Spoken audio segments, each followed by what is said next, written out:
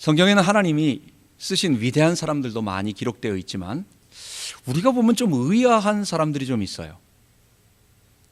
여러분, 삼손은 좀 어떻습니까? 힘이 넘쳐가지고 어쩔 줄 모를 정도로 엄청난 힘을 가졌는데 하는 게 영 불안해. 이게 그 엄청난 힘을 가지고 블레셋을 치고 이스라엘을 막아내는 건 좋은데 자다 일어나서 성문짝을 뜯어가지고 산꼭대기로 가져가질 않나? 그러니까 이게 참 좀 그래요. 여러분, 삼손의 의미가 뭡니까? 무엇 때문에 이렇게 힘은 넘치는데 좀 불안정하지? 마지막에는 하나님이 주신 자기의 놀라운 힘을 다 여인에게 빼앗겨버리고 그것을 쫓아다니면서 거기에다가 힘을 다 소진해서 마지막에는 눈이 뽑혀서 죽은 사람. 그런데 사사기 전체를 읽어보면 그 사사시대 위기시대의 삼손은 블레셋의 위기로부터 이스라엘을 건져내는 하나님의 방패요, 하나님의 군대였습니다.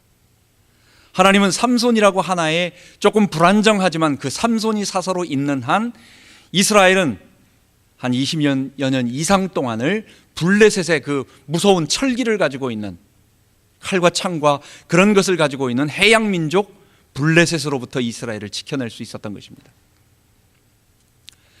하나님께서 자기 백성을 지키시는 하나님이시면서 또한 자기 백성 앞서 나가시는 이 사건이 또 하나 있습니다. 사무엘상 1장, 2장, 3장에 보면 그 당시에 마지막 제사장 엘리 제사장과 두 아들의 이야기가 나옵니다. 굉장히 아주 불경건하고 타락한 제사장이었어요. 그때 블레셋이 쳐들어옵니다. 쳐들어올 때에 이제는 싸움을 위하여 이 타락한 제사장 홈리와 비느하스가 여호와의 언약궤를 가지고 갑니다. 그때 하나님께서 어떻게 하셨어요? 하나님께서 이 언약궤를 가지고 빼앗겼어요. 이스라엘 백성들은 군대에서 빼앗겼지만 하나님의 언약궤가 빼앗긴 것이 아니라 하나님께서 스스로 블레셋으로 내려가셔서 아스돗이라고 하는 주요 도시와 그 다음에는 가드라고 하는 도시와 그리고는 에그론이라고 하는 이 블레셋의 중요한 도시들을 다 휩쓸어 가시면서 하나님의 하나님 되심, 그리고 이스라엘의 하나님이 살아계시다라고 하는 것을 보여주시며 하나님께서 유유히 아무도 이스라엘을 지키시지 못하시는데 유유히 이스라엘을, 그 블레셋을 치시고 돌아오신 것이었습니다. 여러분, 우리가 지난 시간에 계속 배웠던 3번에 걸쳐서 배우고 이제 엘리사 몇 번에 걸쳐서 보는 이 엘리야와 엘리사도 독특한 그들의 위치 속에서 보통 사람들이 할 수 없는 기적을 행하지만 이들도 바로 하나님께서 함께 하시는 이스라엘을 지키시기 위한 하나님의 군대요, 하나님의 만군의 여호와께서 친히 그들과 함께하여 주신 것이었습니다. 엘리야의 기적들을 보면 이 사람이 도대체 정말 사람인가? 엘리야가 갈멜산에서 기도해서 하늘에 불 내리는 거, 또는 더 심한 것은 우리 오늘 읽은 앞장에 열왕기상 1장에 보면, 열왕기하 1장에 보면 아합 왕이 죽고 그의 아들 아하시야가 이렇게 떨어집니다. 떨어져서 다리를 다쳤는데 하나님께서 그에게, 엘리야에게 저 아하시야 왕이 다리를 고치지 못하고 침상에서 죽을 것이다라고 명하게 하세요. 그게 바로 이제 하나님의 아합 가문에 대한 저주였던 것입니다. 심판이었던 것입니다. 그러니까 아하시야가 화가 나가지고 그 왕이 50명의 군대, 엘리야 한 사람을 잡기 위해서 50명의 군대를 엘리야가 있는 곳으로 보냅니다. 엘리야가 산에서 앉아 있다가 50명의 군사가 자기를 잡으러 오는 것을 보고 기도했더니 하늘에서 불이 내려서 그 50명을 다 태워 죽이는 거예요. 안 돌아오니까 두 번째 50명을 또 보냅니다. 50명 군사를 또 보내니까 엘리야가 또 위에 앉아 있다가 오는 것을 보고 기도해서 하늘에서 불을 내려가지고 50명을 다 태워버립니다. 세 번째 또 보냅니다. 50부장이 그 군 50명을 이끌고 왔던 그 대장이 엘리야 앞에 무릎 꿇고 사정을 합니다. 살려달라고. 그리고 나서 제발 왕에게 같이 가셔서 말씀 좀 해달라고, 아주 사정사정해서 체포해 가는 게 아니라 이렇게 모시고 가는 것입니다. 이런 것을 보면 50명의 군사가 왔는데 말 한마디로 기도해가지고 하늘에서 불이 내려서 태워버리는 사람. 이건 보통 선지자는 그런 것이 별로 없는데 이분이 사람일까? 이 천사인가? 그래서 유대인 중에는 엘리야가 천사라고 보는 사람도 있어요. 성경은 우리들에게 뭐라고 말하느냐? 엘리야는 그 시대를 향한 하나님의 함께 하심이요 이스라엘을 지키시는 하나님의 권능의 손이었던 것입니다. 엘리야는 엘리야 개인의 독특한 능력이 아니라 온 이스라엘이 바알의 멸망 속으로 다 휩쓸리고 여호와의 선지자들은 다 죽고 이세벨에게 의해서 죽임당하고 없고 거기에 이스라엘을 지킬 만한 사람은 왕과 그리고 제사장과 이런데 제사장들도 별 볼 일 없고 왕도 아주 그냥 이세벨에게 다 넘어간 그 시대에 하나님께서 친히 한 사람을 세우셔서 혼자서 이스라엘을 지켜내시는 거예요. 그게 바로 엘리야의 위치였어요. 이제 하나님은 그 엘리야를 다 사용하시고 나셔서 그 엘리사 자기 이스라엘을 지키는 하나님의 군대를 이제는 사역자를 부르실 때가 있습니다. 엘리야가 뭐 100년, 1000년을 살았겠습니까? 엘리야도 하나님의 때가 되어서 이제는 하나님의 부르심을 받아야 됐습니다. 하나님은 낙심한 엘리야에게 먼저 그래서 지난 시간에 두 가지를 말씀해 주십니다. 호렙산에서 세미한 음성으로 너는 모르는 것 같지만 너는 도저히 생각하지 못하지만 저 광포하게 날뛰고 있는 저 이세벨과 아합은 내가 지금 그들을 멸할 것이다. 바알의 이 어마어마한 광풍을 내가 다 몰아내고 저 이세벨과 아합을 멸할 것이다 라고 하는 것을 하나님께서 말씀을 통해서 두 가지로 말씀해 주시는 거예요. 그게 뭐냐? 첫 번째는 너 세 사람을 세워라. 너 엘리사를 먼저 너 제자로 세우고 이 엘리사가 가서 이 엘리사가 아람에 있는 왕, 현재는 베나닷인데 이 베나닷이 스스로 다른 아들에게 넘겨주는 것이 아니라 너가 지명한 사람, 그게 하사엘이라는 장군이었어요. 이 하사엘이 하나님의 명을 받아서 베나닷을 치고 왕이 되어서 그 하사엘이 왕이 되므로 그 다음에 하사엘이 이끄는 아람이 이스라엘을 공격함으로 아합과 그 가문을 칠 것이다 라고 하는 첫 번째 하나. 두 번째, 거기에서 그치지 않고 지금 현재 있는 이 아하시아 왕과 그의 아들 여호람 왕의 군대 장관인 예후가 넌 그에게 가서 예후에게 기름을 부어서 네가 왕이 됨으로 말미암아 하나님께서 이 아합 가문을 멸하라고 하신다. 그것을 그대로 하게 함으로 말미암아 예후를 통하여 이세벨을 완전히 멸하는, 그러니까 하나님은 엘리야를 통하여 너 엘리사 세우면 그 엘리사가 아람 왕 그 다음에 예후 왕을 바꿈으로 말미암아 이스라엘 왕을 바꿈으로 말미암아 이 간악한 사악한 이세벨을 하나님이 치실 것이다 라고 하는 첫 번째를 말씀해 주세요. 이거는 도저히 엘리야가 이해할 수 없었던, 생각할 수 없었던 것입니다. 두 번째는 내가 바알에게 무릎 꿇지 아니한 7,000명을 남겨둘 것이다. 너 그렇기 때문에 혼자 남았다고 얘기하지 말고 그들과 함께 이 하나님의 사역을 계속 이루면서 이 주의를 감당해라.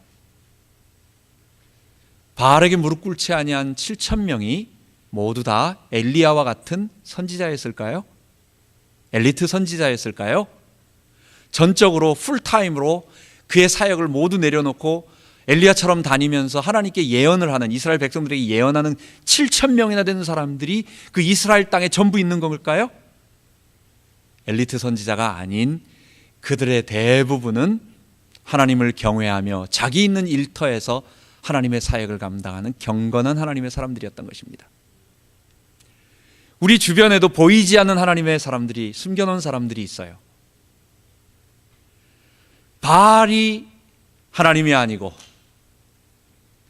우리의 쾌락과 즐거움을 주는 이 바알을 따르지 아니하고 여호와 하나님께 순종하겠다고 하는, 나는 내가 주인이 아니고 내가 원하는 대로 뭘 얻어내는 것이 아니라 하나님께 순종하는, 나의 주인됨을 못 받고 예수의 주되심을 고백하며 그분을 따라 섬기겠다고 하는 신실한 하나님의 사람들이 곳곳에 어딘지는 모르지만 숨겨져 있기 때문에 너는 역사의 흐름 속에, 큰 흐름 물줄기 속에서는 왕들을 통하여 그렇게 역사하고, 보이지 않는 사람들 속에서는 하나님께서 숨겨진 자 7,000명이 있기 때문에 그들을 일으켜 세우고 그들을 가르치고 그들을 깨워서 그들과 함께 이 이스라엘의 하나님 나라를 이루는, 구원 계시를 이루는 일을 감당해라. 엘리야는 그 다음부터 낙심하는 일이 없었어요. 호렙산에서 나온 다음에 그 다음에는 이제 아합과 아하시아 있을 때까지 당당하게 계속해서 그 사역을 감당하면서 엘리야는 이제 일을 감당합니다. 그 첫 번째 일이 하나님께서 말씀하신 뭐였겠어요? 엘리사를 찾아가서 그에게 기름을 붓는 것입니다. 엘리사는 아벨무홀라, 갈릴리에 있는 아벨무홀라 사람이었습니다. 그 갈릴리 지역에서 그를 처음 만났을 때 그의 아버지가 사밧이라는 사람이었고, 그 다음에 그는 12결의의 소를 가지고 농사를 짓는 사람이었어요. 한 결이라고 하는 것은 이스라엘에서 아시죠? 소를 멍에를 줍니다. 소 두 마리를 하나의 나무 이렇게 멍에로 묶어 놓으면 이 두 마리가 한 결이가 되는 거예요.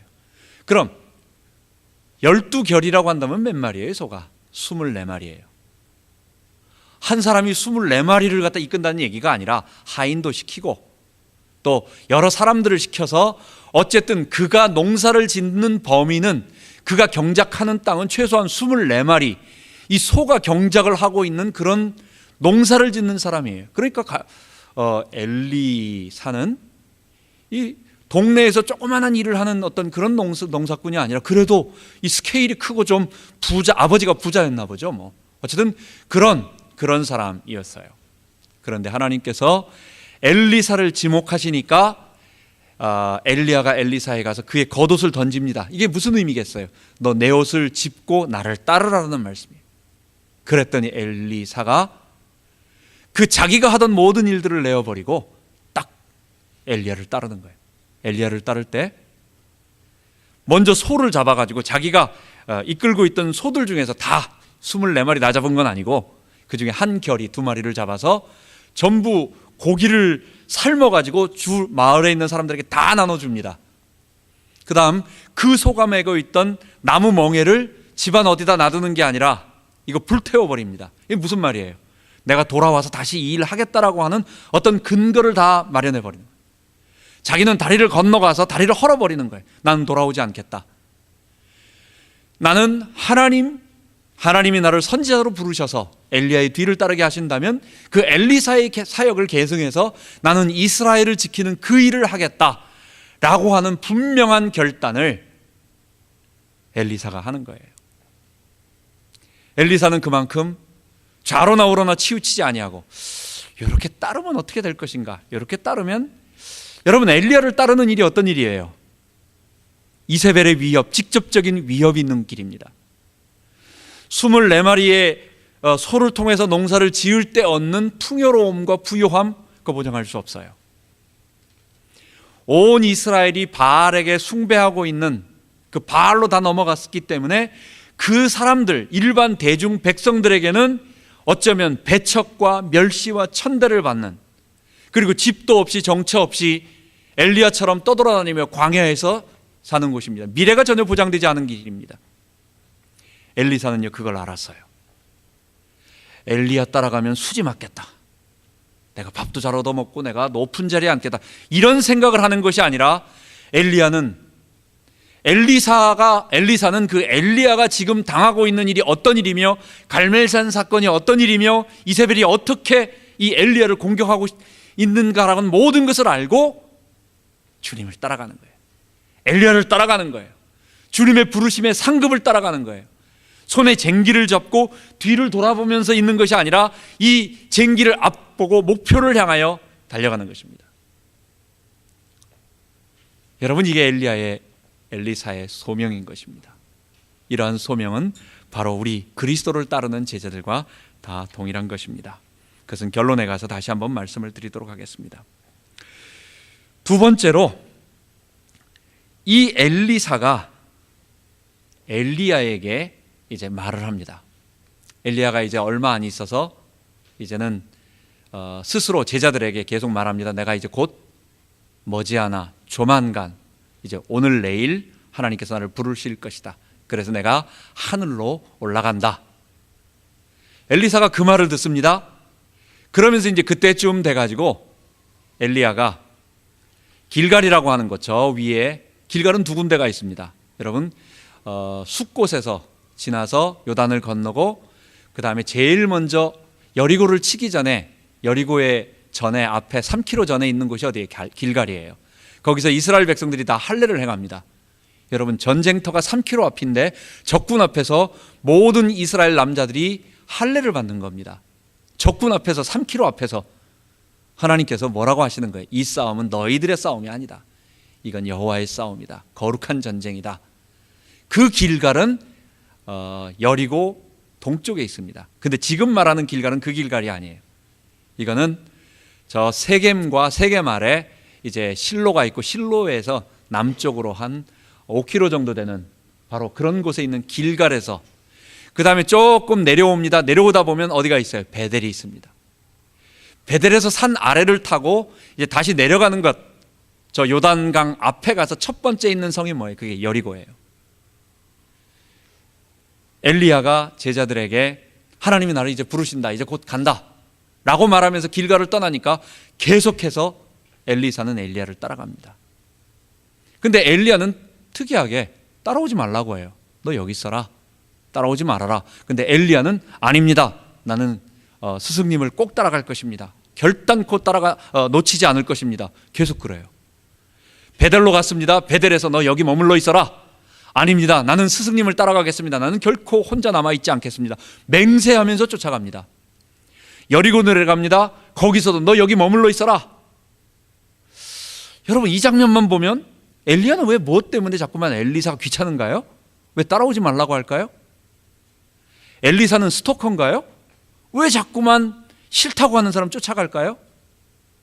여러분, 이것은 마지막으로 엘리사가 엘리야에게 물어보는 것입니다. 너 지금 네가 가고 있는 길이 어떤 길인 줄 아니? 너 선지자의 길이 어떤 길인 줄 아니? 온 이스라엘이 바알로 넘어가고 있는 이 시대에 하나님의 군대로서 이스라엘을 지키는 그 일, 그건 너의 삶이 아니라 하나님의 삶이다라고 하는 거예요.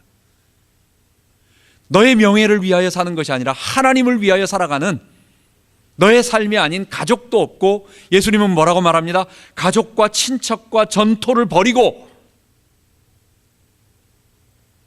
영적인 의미로 우리 모두에게 해당되지만 특별한 소명을 받은 그 시대의 엘리사나, 어쩌면 이 시대의 선교사나, 어쩌면 이 시대의 목회일을 걸어가는 일부의 어떠한 우리 특별한 하나님의 소명을 받은, 아니면 대부분의 사람들은 영적으로 해석하면 되는 것이고, 모든 것을 버려두고 주님을 따라야 하는 그 거룩한 길인 것입니다. 그거 알고 따라오니?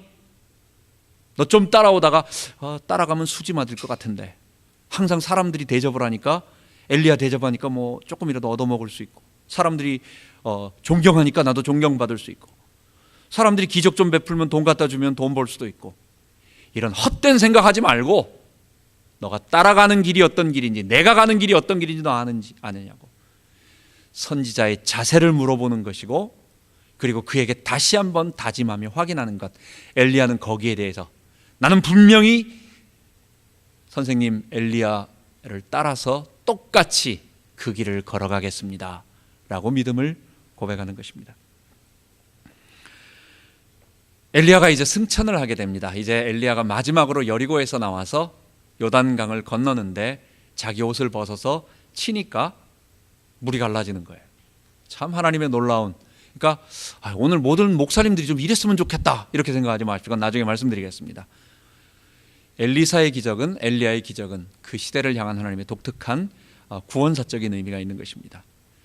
마지막 요단강을 건너가고, 그 다음에 요단강을 건넌 다음에 요단강 건너편에서 하나님께서 두 사람을 이제 띄워놓으시면서 드디어 하나님이 엘리야를 올리십니다. 오늘 읽은 본문에 하나님의 불말과 불병거가 하늘에서 나타나서 하나님의 거룩한 임재예요. 이 땅에서 하나님의 군대로, 하나님의 마병으로, 하나님의 병거로 이스라엘을 지켰던 그게 누구였어요? 그게 엘리야였어요. 그 엘리야를 하나님께서 친히 그를 자기 사역자를 데려가시는 거예요. 회리바람을 통해서 하늘로 들러 올리시는 것입니다. 그때 엘리야에게 엘리사가 나의 아버지여, 나의 이스라엘 군대의 마병이여, 누구예요? 엘리야예요. 나에게 영감의 갑절을 달라고, 그 앞에도 영감의 갑절을 달라고 진정으로 구하는 것을 물어보는 것입니다. 부탁하는 것입니다. 엘리야여, 나에게 당신의 영감의 갑절을 달라고. 이 부분을 보면 조금 우리가 오해하기 쉽습니다. 우리는 워낙 숫자의 이 자본주의 거기에 많이 있기 때문에 그러면은 엘리야 선생님이 이루었던 영감이라고 하는 이 스피리추얼 어떤 능력인 것 같죠? 이번에 개역 개정 성경에는 성령의 임재, 성령의 능력이라고 표현을 했어요. 엘리야 개인의 능력이 아니라 성령이 그를 사로잡을 때 있는 그것을 말하는 거예요. 영감, 할아버지를 얘기하는 게 아니라 영적인 능력을 얘기하는 거예요. 엘리야가 가지고 있는 영적인 능력의 2배를 달라. 그럼 나는 스승님보다 2배의 권능을 가지고 더 많은 일을 하겠다. 우린 엘리야가 2배의 영감을 달라고 하는 느낌을 받으면 엘리야가 욕심이 많구나. 구하려면 2배, 어떨 때는 갑절, 어떨 때는 100배, 어떨 때는 1000배, 어떨 때는 10,000배 회복을 달라고. 하여간 우린 숫자가 자꾸 올라가잖아요. 10만 배, 100만 배까지는 아직 못 봤어요. 갑절을 달라는 사람이 있고 7배의 영감을 달라는 사람이 있고 100배, 10,000배까지는 나오는데 이 갑절이 뭘까요? 엘리야에게 스승님, 난 스승님보다 2배 더 많은 힘을, 능력을 갖고 싶습니다.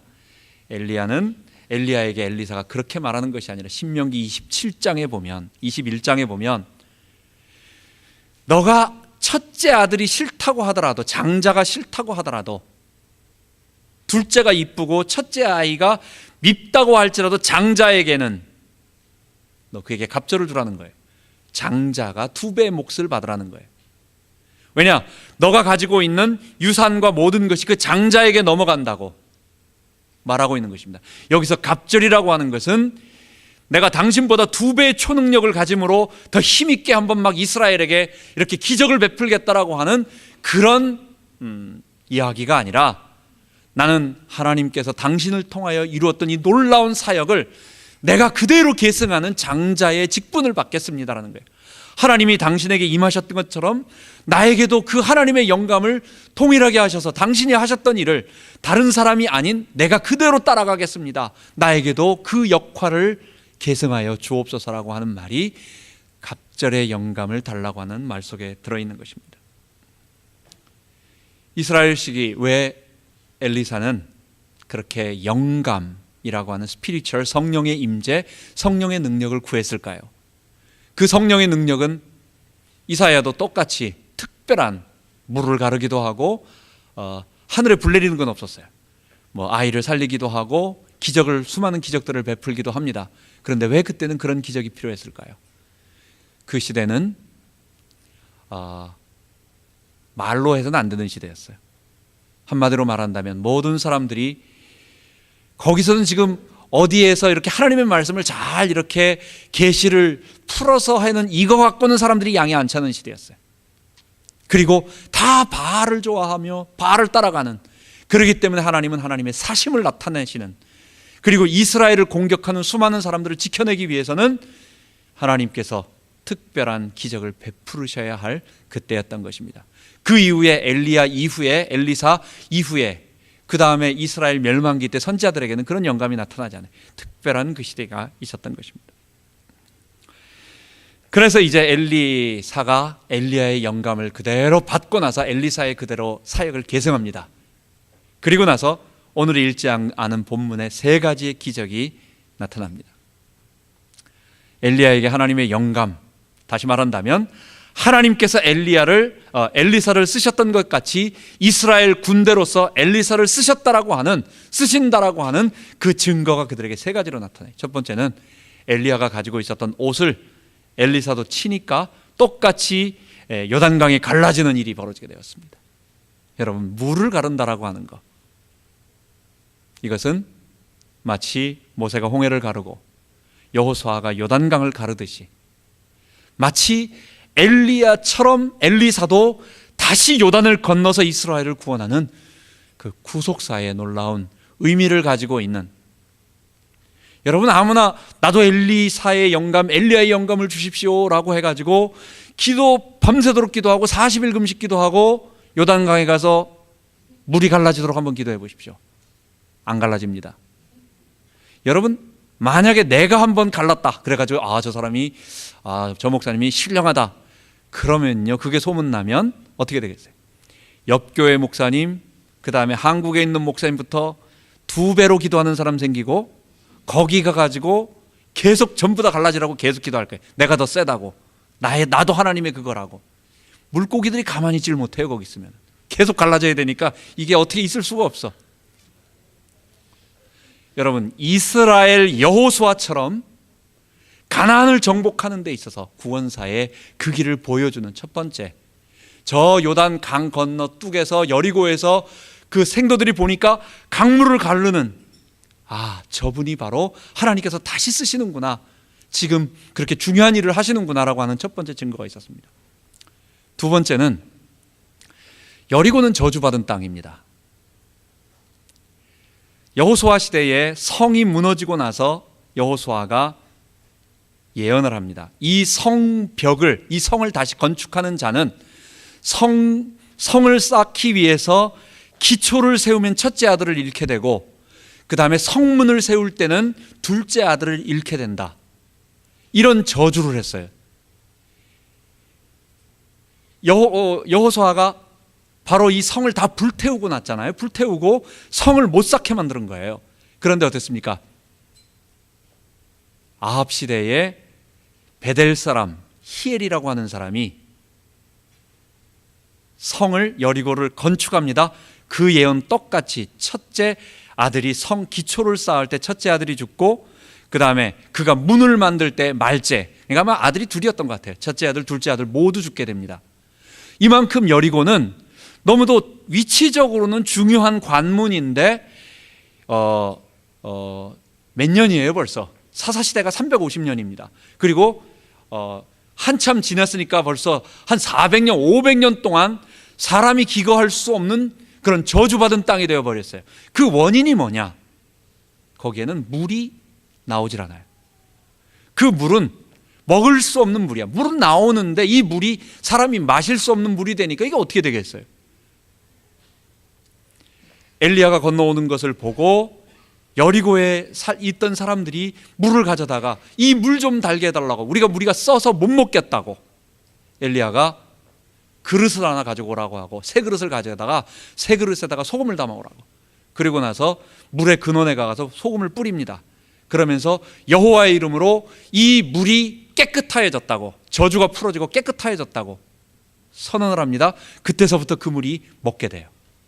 그래서 더 이상 여리고에서 곡식이 자라다가 일찍 떨어져 버려, 나무에 열매가 자라다가 미리미리 떨어져서 생산할 수 없는 그런 황폐한 땅에서 열매가 맺히는, 저주가 풀어지는 그런 일이 벌어진 것입니다. 여러분, 이스라엘 백성이 홍해를 건너고 광야, 수르 광야를 3일 동안 걸어갔습니다. 가지고 온 거 다 떨어졌어요. 먹을 거 다 떨어지고 그 다음에 마실 물이 떨어졌습니다. 3일 동안 광야 걸어갔습니다. 그래가지고 겨우 목말라서 샘을 만났는데 이 샘이 뭐냐? 쓴 물이야. 똑같이 쓴 물이라고 말합니다. 마실 수가 없어요.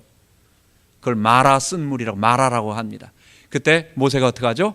나뭇가지를 가져다가 거기다 던졌더니 그 물이 단물이 되어서 먹을 수 있는 물이 되었어요.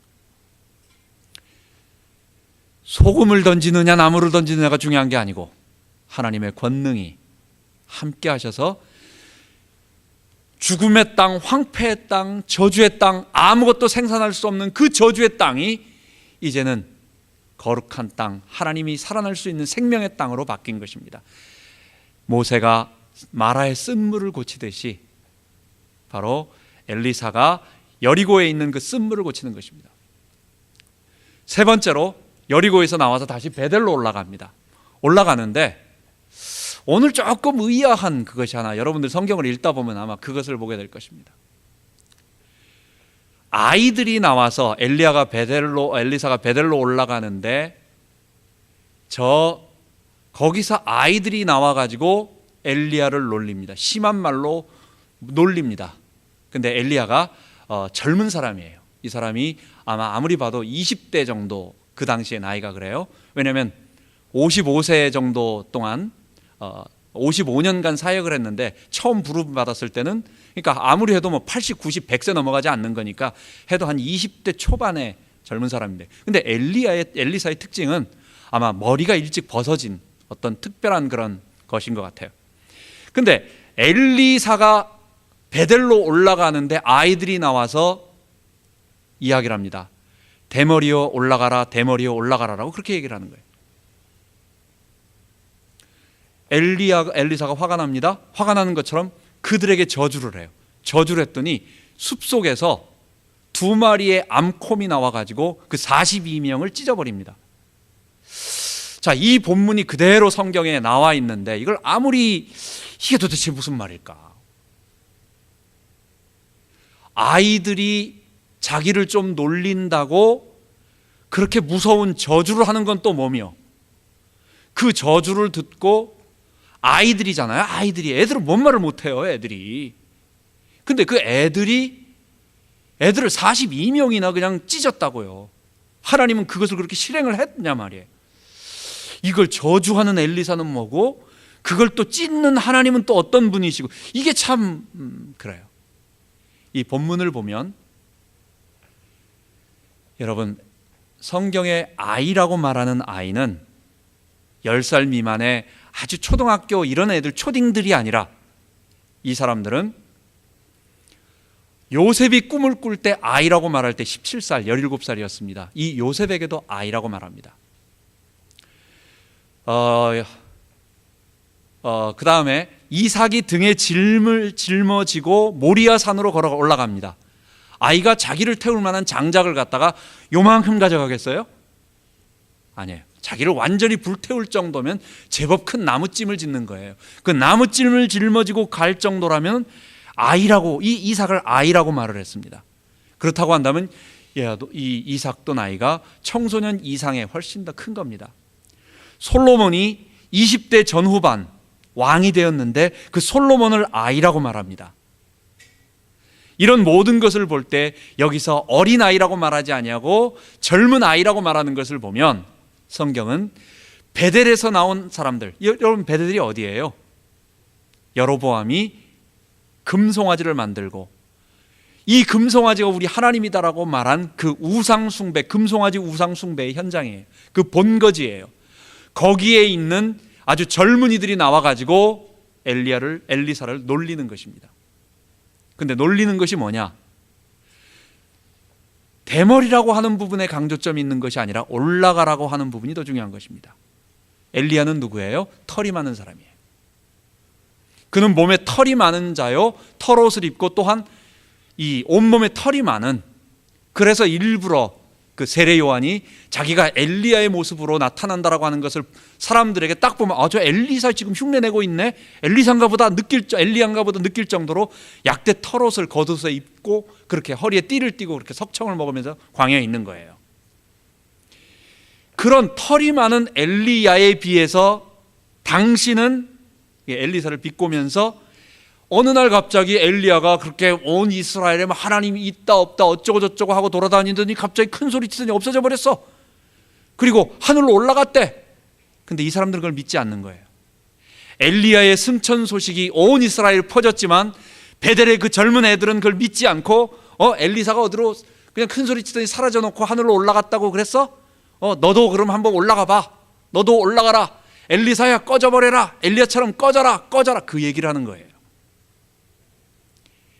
엘리사 개인에 대한 어떤 인신공격이라기보다는 그 엘리야를 승천시키고 엘리야를 통해서 온 이스라엘을 지켜낸 만군의 여호와의 이름을 모욕하는 거예요.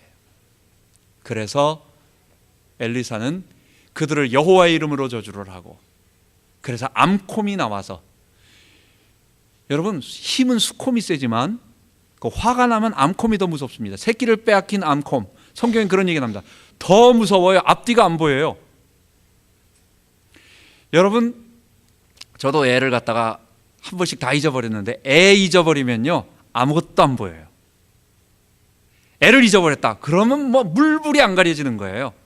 자기 새끼 잃어버린 암콤.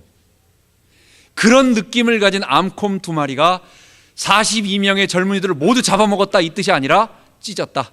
좀 더 말한다면 엄청난 상처를 입히고 다 휩쓸어 버린 거죠.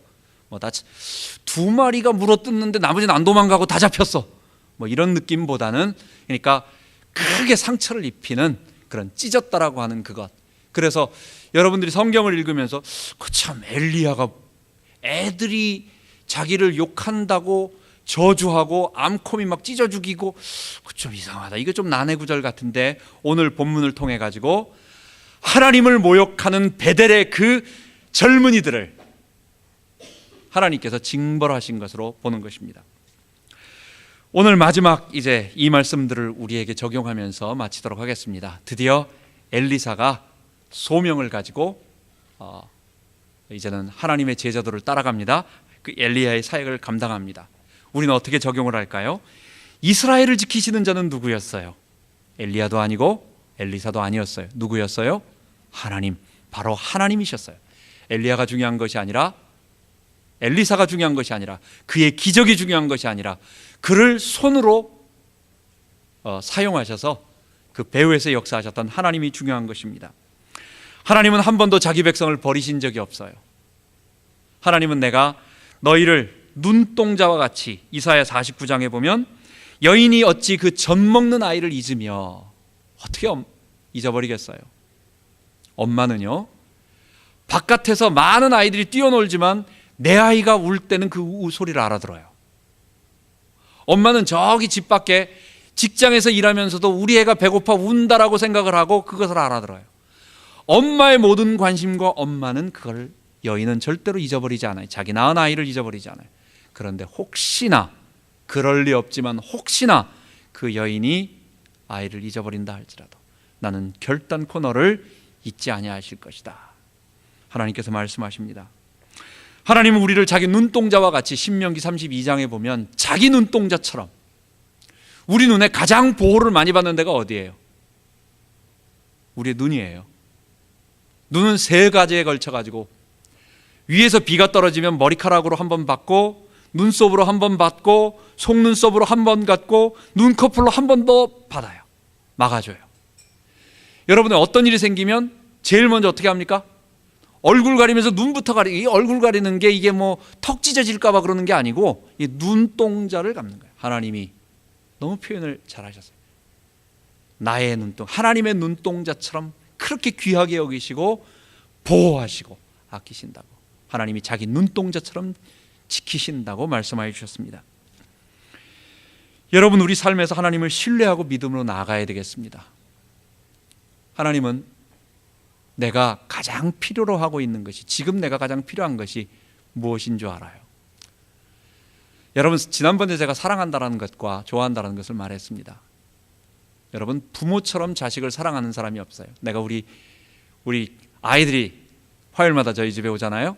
저희 집에 오면 나는 아이들을 너무 좋아해. 그래서 뭐든지 해주고 싶어. 그래가지고 야, 너 텔레비도 봐라. 뭐 먹을 것도 좀 이거 먹어라. 이거 해도 좋다. 저거 해도 좋다. 다 해줘요. 엄마는 안 그럽니다. 엄마는 공부해라. 엄마는 너 이거 하지 말고, 엄마는 너 여기선 이거 하지만 요 시간에는 게임 하지 말고, 나는 뭐라고, 게임 하루 종일 해도 돼. 우리 집에 와서 하루 종일 해도 돼. 재밌게 놀아. 뭐예요? 내가 좋아하는 것하고 부모가 사랑하는 것하고는 달라요. 나는 아이들을 잠깐, 나에게 책임이 없으니까 그 아이를 좋아하고 그 아이가 기뻐하는 그 시간에 걔가 좋아하는 걸 시키지만, 부모는 더 큰 걸 바라보는 거예요. 하나님이 나에게, 나를 사랑하시면서 할 때에는 내가 좋아한다고 해서 내가 요거 딱 주면 좋아해가지고 기뻐할, 우리 집에 와서 게임해도 되면 하라고 그러죠. 내가 못하게 하게 해서 다 하라고 그러죠. 부모님은 절대 그렇게 안 하거든요. 마찬가지로 하나님은 내가 하고 싶어 한다고 해가지고 다 주질 않으세요. 왜냐? 내게 진짜 필요한 것이 뭔지를 알기 때문에. 그래서요, 정말 따지고 보면 고난이, 하나님이 내가 지금 가장 필요한 것이란, 대부분의 나는 좋아하지 않지만 나는 좀 놀고 싶고 하지만 지금 고난을 통해서 내 영혼이 정결케 되고 험불하게 되고 죄를 미워하게 되고 하나님의 임재를 사모하게 되는 그런 모든 것들이 너무 소중하다는 걸 알게 돼요. 그래서 하나님의 많은 고난, 그게 우리를 사랑하시는 거라고 알게 돼요. 물론 하나님이 죽을 때까지 고난만 주지는 않으세요. 가끔 가다가 좀 힘들면 조금 분위기 전환하시기 위해서 좋은 것도 주시고, 또 힘 좀 얻으면 야, 힘 얻었지 그럼 다시 고난 시작 해가지고 또 험불하게 만들고, 근데 내가 기분 좋고 내가 좀 풀어지면요, 그 다음엔 조금 룰루랄라해지고 말이에요, 좀 느슨해져요. 좀 그런 건 분명히 우리 죄인이기 때문에 그래요.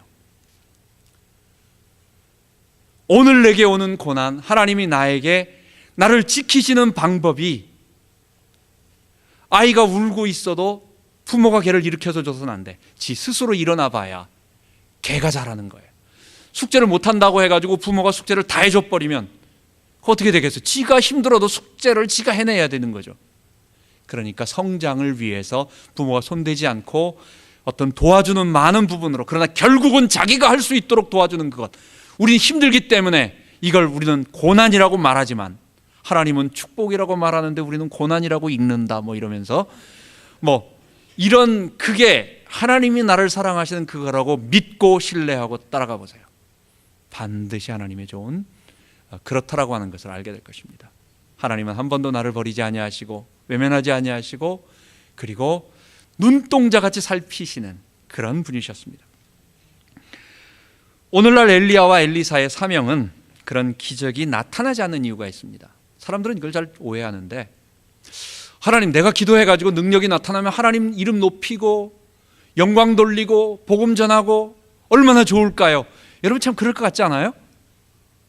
하나님, 기적이 왜 안 나타날까요? 왜 요즘 목사님들은 기도해도 글쎄 말이야, 엘리야같이 그렇게 사도행전같이 그렇게 안 나타나고?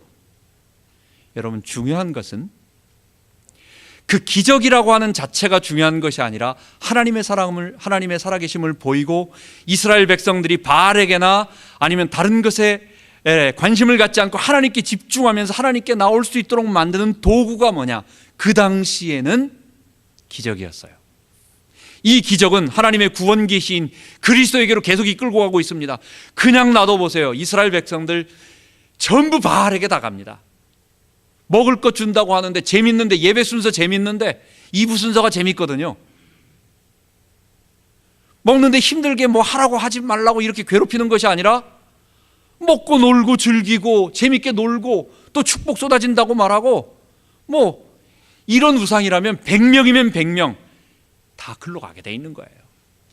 하나님이 이스라엘 백성들 자꾸만 내가 여기 있지 않느냐, 내가 너희를 지키는 거 아니냐, 내가 보이지 않는다고 해서 바알에게 가지 말라고 하는 자꾸만 하나님의 자기 살아계심을 보여주세요. 그건 뭐예요? 내가 너희들에게 이 땅을 하나님 나라로 만들고 너희를 거룩한 하나님 백성으로 만들 것이고, 이걸 자꾸만 말하는 거예요. 근데 결국은 마지막 방법이 뭐였어요?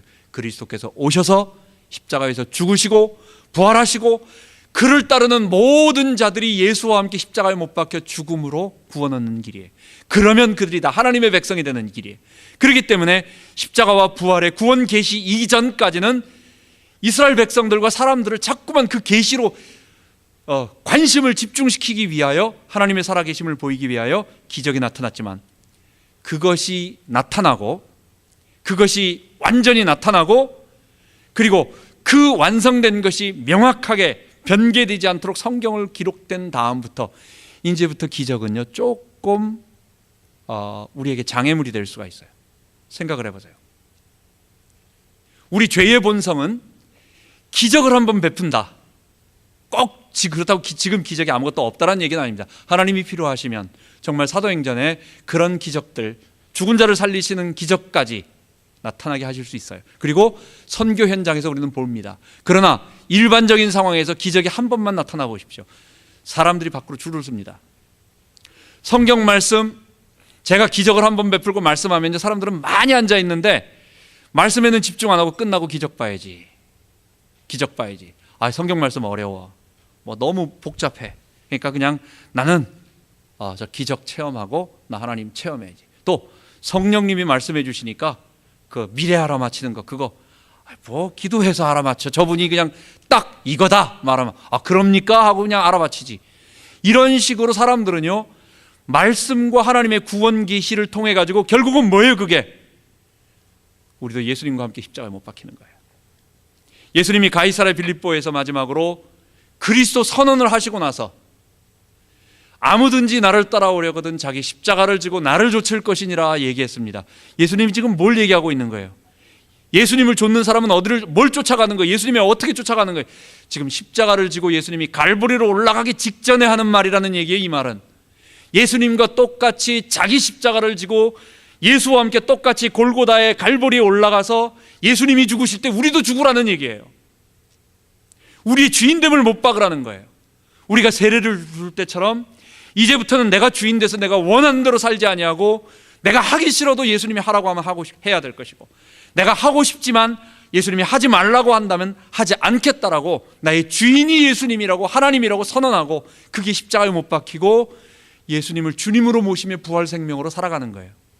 이게 구원 계시고 이게 구원의 진리입니다. 근데요, 기적을 베풀면 이 진리로 내가 못 박히고 싶다라는 생각은 안 들고, 내가 기적을 베풀어 가지고 재밌으니까, 또 기적 베풀면 사람들이 모이고, 기적 베풀면 또 사람들의 주목이 있고, 사람이 모이면 또 돈 생겨요. 또 헌금하거든요. 이런 여러 가지 것들로 인해 가지고 겉으로는 하나님의 능력을 증거하는 좋은 사람이 되겠다고 복음 전하기 위해서 달라고 하지만, 이 기적은 결국은 잘못하면 우리로 하여금 십자가와 부활의 구원 진리와는 영 엉뚱한 길로 가게 하는, 오히려 십자가에 못 박히지 못하도록 만드는 장애물이 될 요소가 너무도 많아요. DC의 봄에 가보면 벚꽃놀이 할 때 보면 백인 할아버지들이 관광버스를 타고 와가지고 많이 이렇게 보는 거 있습니다. 아마 우리가 봤을 때 우리가 가는 거는 이해가 가지만 뭐 백인 할아버지들이 무슨 그 사람들도 돈 내 가지고 수학여행이 아니면 무슨 큰 마음 먹고 이제 서울 구경 간다 해가지고 이제 오는 거예요. 다 관광버스 타고 오는데 이 사람들이 관광버스 보고 관광버스가 멋있다, 쿠션 좋다, 바퀴가 이쁘다, 너무너무 좋다 해가지고 그 차에 기뻐가지고 비디오 보면서 이제 저 먼 데서 올라왔어요. 근데 안 내리고 계속 바퀴 만지고 있어봐요. DC에 도착해가지고 워싱턴 DC를 잘 돌아다니면서 거기서 하고자 하는 목적을 충분히, 그 차를 타고 온 목적을 봐야 되는데 오히려 그 차가 너무 좋아가지고 DC는 한 발자국도 안 내리고 차에 앉아가지고 거기서 쎄쎄쎄나 하고 있으면 되겠어요? 기적이 우리를 그리스도께 인도하지만 그리스도 계시 십자가 복음이 증거되고 난 이후에는 자칫 그 기적이 우리로 하여금 십자가 복음 속으로 들어가서 못 박히게 못 만들 가능성이 너무 많다라는 거예요. 죄인이기 때문에. 그래서 오늘 이 시대에 하나님께서 자신이 필요하시다면 주의 사역을 감당하시지만 아닐 때는 주로 하나님의 말씀에 대한 이 계시를 선포하고 이 계시의 빛을 드러내고 이 계시의 빛 가운데로 우리를 들어가게 만드는 이쪽으로 성령이 역사하시고 우리를 자꾸 글로 몰아가시는 것입니다. 이것을 아시고 엘리야의 기적이 오늘 십자가에 못 박히는 이 진리로 우리에게 성취되어졌다는 걸 아시고 우리도 그렇게 기도하는 우리 모두 되기 바랍니다. 기도하겠습니다. 하나님 아버지, 오늘 선지자의 소명과 오늘 우리의 자세, 우리의 제자도를 말씀을 통해서 배웠습니다.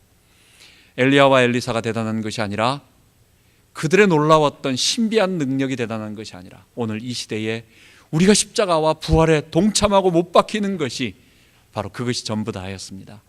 하나님 아버지, 우리는 이 지역에서 계속해서 말씀을 가지고 또 변화되어지는 내 삶을 가지고 우리 자녀들 가지고 또 우리와 만나는 사람들의 변화를 통해서 엘리야가 이루었던 그 일을 우리가 이룰 수 있도록 인도하여 주옵소서. 우리 주 예수 그리스도 이름으로 기도하옵나이다. 아멘.